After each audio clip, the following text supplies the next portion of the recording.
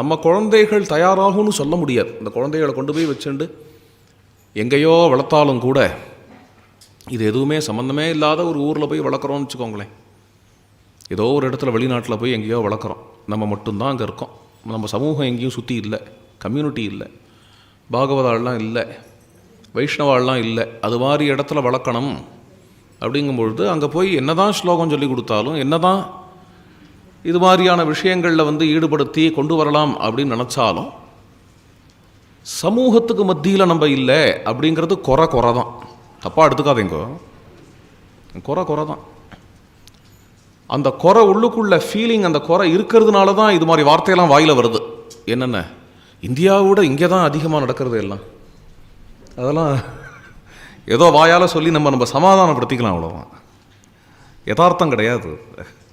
இது பெருமாள் பேசுகிற பூமி. வரதன் பேசுவார், நம்பெருமாள் பேசுவார், வாப்பான்னு கூப்பிடுவார். பெருமாள் பேசுகிற பூமி இது. செல்லப்பிள்ளை பேசுவார். அது மாதிரியான இடம் பாரத புண்ணிய பூமி அப்படிங்கிறது. தேவலோகத்தில் உள்ள தேவாள்லாம் பேசிக்கிறான்னு இப்போ தான் பார்த்தோம் பாகவதத்தில்.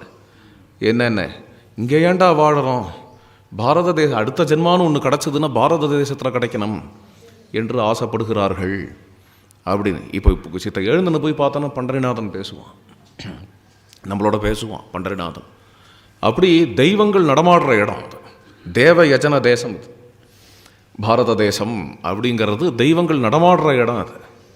அதனால என்னென்ன வேறு எங்கேயோ ஏதோ காரணமாக போயிட்டோம், சம்பாதிக்கிறதுக்காக தான் போயிட்டோம் அப்படின்னு போனாலும் கூட பாரத தேசத்தில் இல்லைங்கிற குறை தான். அதை நம்மளால் அதை நிவர்த்தி பண்ணிக்கவே முடியாது.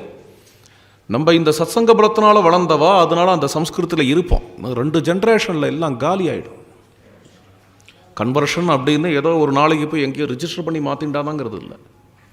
கன்வர்ஷன் அப்படிங்கிறது 2-3 ஜென்ரேஷன் இப்படி கேர்லெஸ்ஸாக இருந்துட்டோம் அப்படின்னா அது போய் போய் போய் எங்கேயோ போய் அப்புறம் அவ்வளோதான். அப்புறம் அது இந்தியான்னா என்னன்னு கேட்பான். இந்தியாவா மாதிரி ஒரு நாடு இருக்குன்னு கேள்விப்பட்டிருக்கேன், என்ன ரொம்ப பொல்யூஷன் ஜாஸ்தியாக இருக்குன்னு கேள்விப்பட்டிருக்கேன், அவ்வளோதான் அப்படிம்பா. யாருங்க நம்ம பேரனே அப்படி ஆகிடும். அது போயிடும், அத்தனையும் போயிடும். கொஞ்சம் கொஞ்சமாக 2-3 தலைமுறையில் அத்தனையும் போயிடும். அதனால தான் என்னென்ன அது அது மாதிரியான கம்யூனிட்டிக்குள்ளே இருக்கணும்.